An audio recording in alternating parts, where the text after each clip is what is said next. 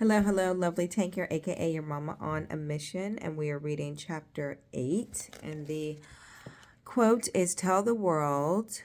Oh, wait, we're not on 8. Hold on. Oh, yeah, we are. Huh.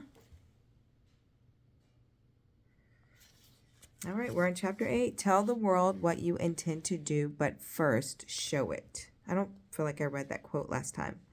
All right, that's Napoleon Hill. So this is chapter 8, Stop Planning. A car awaited him outside the main terminal. Greg had to smile. The car was painted to look like a cow and had a distinctive sign that read, "Eat more chicken." As it pulled away from the curb with Greg inside, tourists took pictures of the colorful painted vehicle and pointed at the words of the sign. Greg realized that he was about to meet a true legend, someone he had read about for years and always admired. Pulling up to the gate of a large corporate campus, he experienced a childlike excitement. It reminded him of the thrill he had felt when his father took him to his first baseball game. The sign there read, "Welcome to Chick-fil-A." And what a welcoming sight it was. Animals roamed the 70-acre compound. Many of the giant trees around the lake were blooming, and people strolled about the grounds. Greg still couldn't believe that Buckland had set up a meeting for him with the one and only Truett Cathy, a great humanitarian and self-made billionaire in the fast food market. He was credited with inventing the chicken sandwich. I suppose that's why Mr. Buckland wanted me to bring him back one, Greg thought. Even though he wasn't much of a reader, Greg had actually read some of Truett Cathy's books. There it was again, Buckland's dictum about the books you read and the people you meet. He had also heard that Cathy had stopped giving interviews to anyone. How had Buckland arranged this? And more importantly, why was Cathy willing to grant the request to meet with him? Exiting the colorful car, the visitor was shown to a security station. His picture was taken and a special VIP guest pass created for him. A friendly guide led him to the elevator. When they reached the top floor, Greg was greeted by another cheerful assistant. "Mr. Cathy is expecting you. Please follow me." Greg couldn't help but notice the enormous glass ceiling stretching the entire length of the 5-story structure. He was almost giddy with anticipation. The guide led him to the office of an 87-year-old business legend. "Hello there, young man," Mr. Cathy said. "Come on in and sit down." As Greg took a chair, he reviewed his surroundings. The office walls were decorated with memorabilia and family photos, but what stood out was the poster of a mountain climber reaching the summit. His attention was also drawn to the Horatio Alger Award on the desk, a revered tribute in the business world. Members of the Horatio Alger, I don't know if it's Alger or Alger, Association of Distinguished Americans, are a select group of individuals with a wide spectrum of life experiences. Similar to characters in stories by Horatio Alger, I'll just say Jr. Association members traditionally have started life in humble or economically challenging circumstances. Despite this early adversity, many would say because of it, they have worked with great diligence to achieve success and fulfill their dreams. "So tell me, how may I serve you?" Cathy asked, drawing Greg out of his reverie. There it was again, an explicit offer to be of service by another successful businessman. It seemed to him that all the people he was meeting possessed the desire to reach out and help others. I'm honored to have this opportunity to learn from you. Jumping right in his usual blunt style, Greg asked, "What's the secret to your success?" Kathy's head tilted to the side as he smiled at the abruptness of the question. "Stop planning so much," was his answer. "What?" Greg blurred. "Stop planning so much," Kathy repeated. "That goes against everything I have ever heard or was taught," Greg said. "I'm sure it does. But you asked what worked for me, and I told you," Kathy said. It's like this, young man. Whatever you do, you will have to have a goal, a destination in mind. But once you set your sights on where you are going, just move toward that destination. Have faith that you will get there, and the how will work itself out.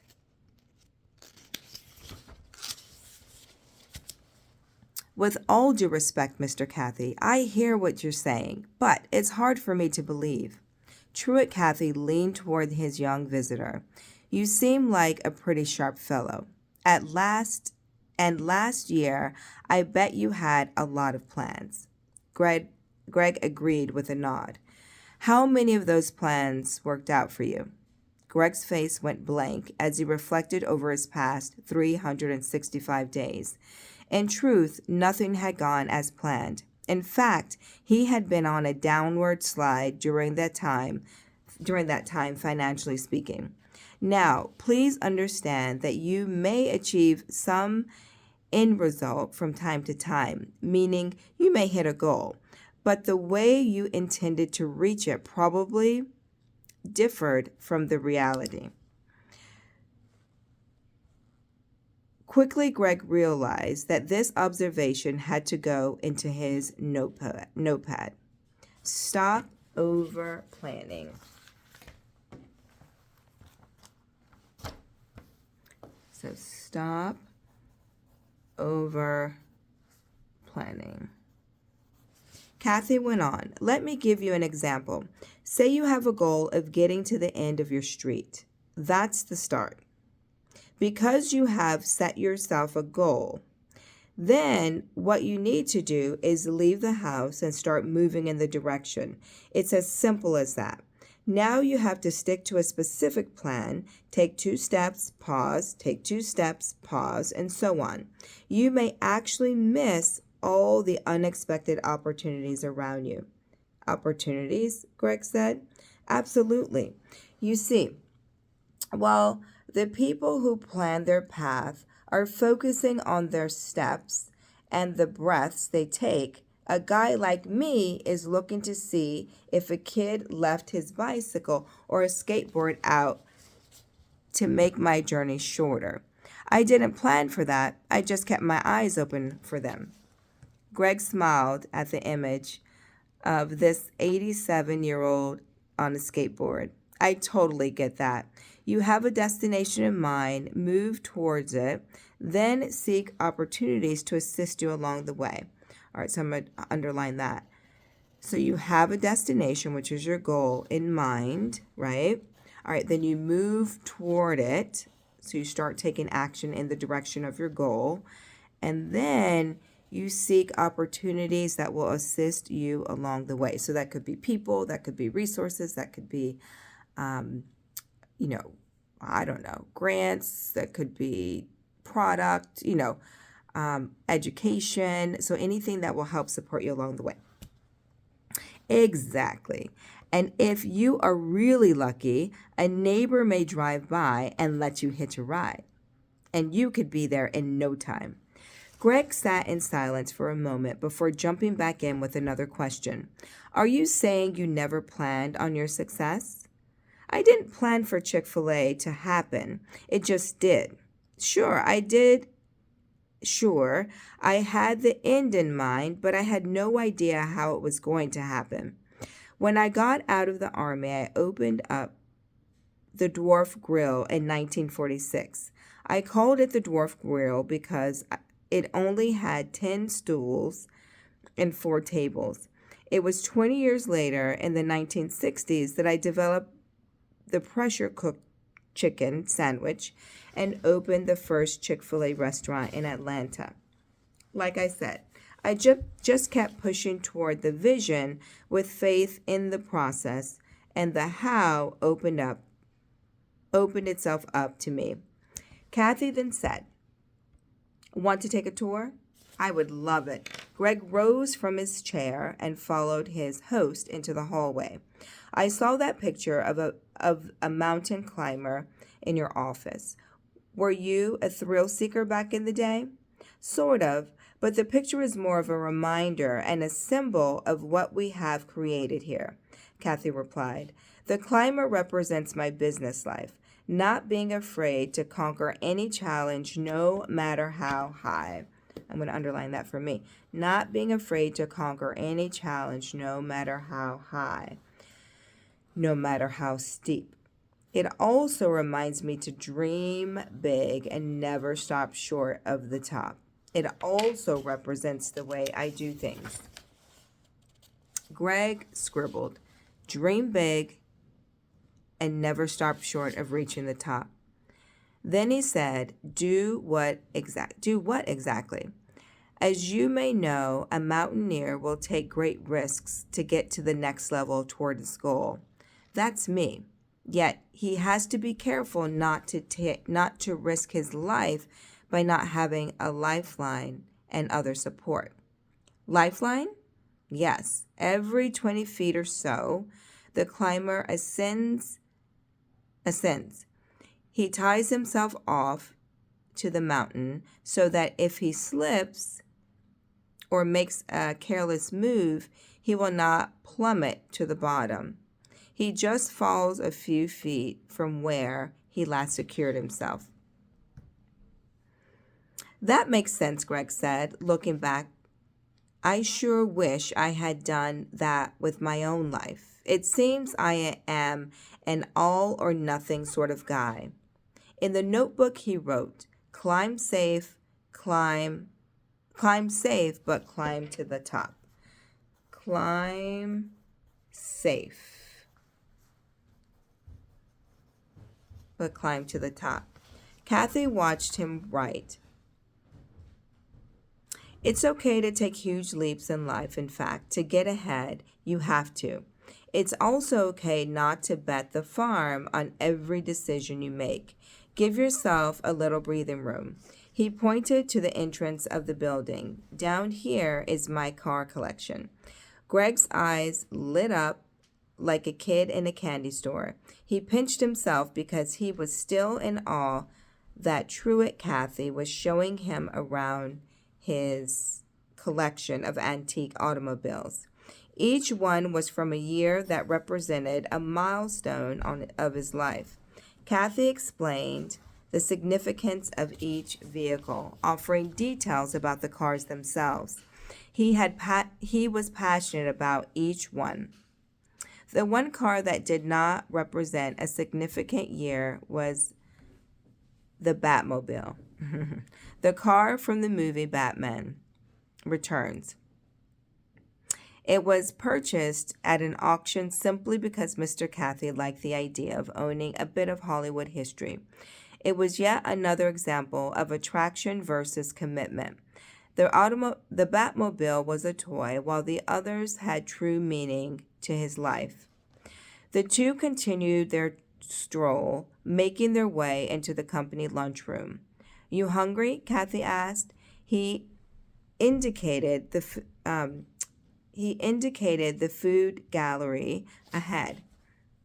It was the best buffet Greg had ever laid eyes on. Everything from pizza to pasta to sandwiches to lemonade. "Help yourself," the entrepreneur offered. "I see you have everything one could want," Greg said, "but I don't see a cash register." Raising his hand to shield his mouth, Truett Cathy whispered in the visitor's ear, "It's the only thing we left out." Kathy's smile grew. My company is focused on its people more than its profits. We keep the restaurants closed on Sundays. We have our own innovative approach to training our store managers, and we offer college scholarships to our employees. We believe if we support our people, they will make the business successful, and they have. Greg wrote, focus on your people more than your profits. Focus on your people more than your profits.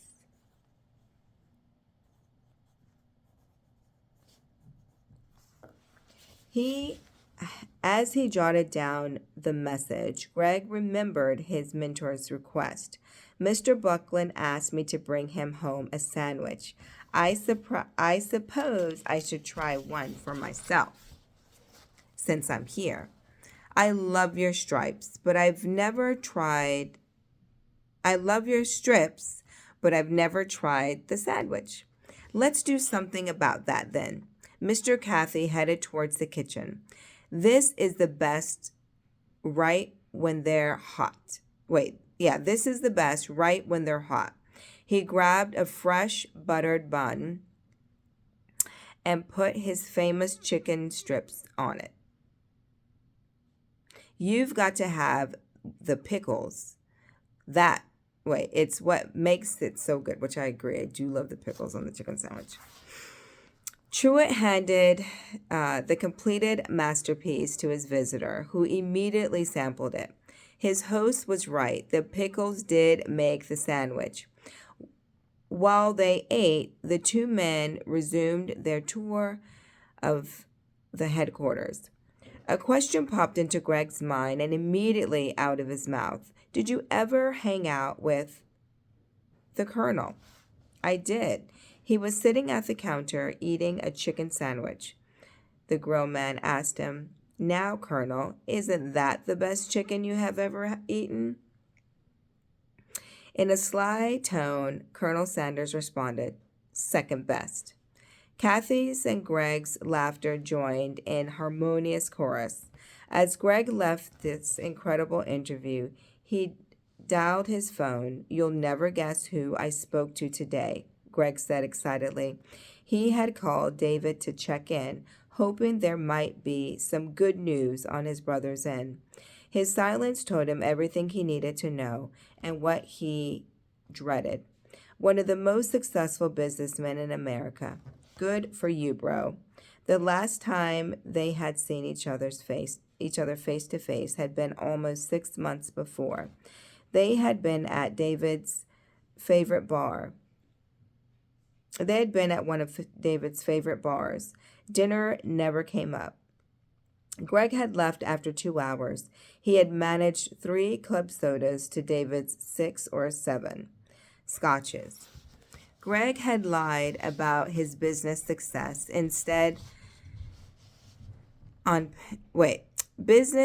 Greg had lied about his business success, insisted on paying the tab, and driven his brother home.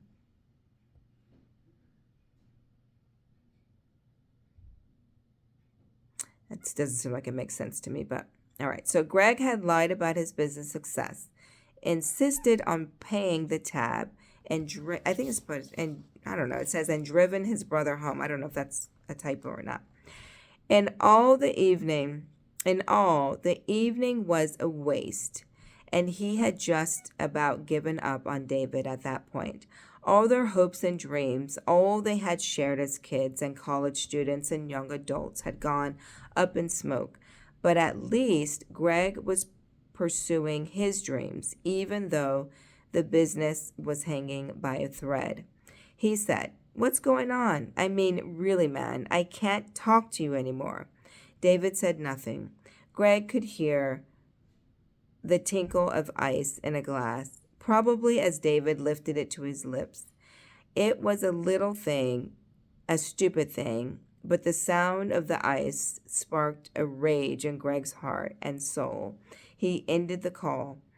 All thought of his great day with Truett Cathy and the life-changing path John Buckland had laid out before him vanished. He felt sick and helpless and hopeless. Yet suddenly, as if in a spark of divine inspiration, Greg realized it was not his job to save David, but only to offer the help that he could, the opportunity. It was up to his brother to accept the opportunity or not, just as Greg had walked through the door that Buckland had opened for him.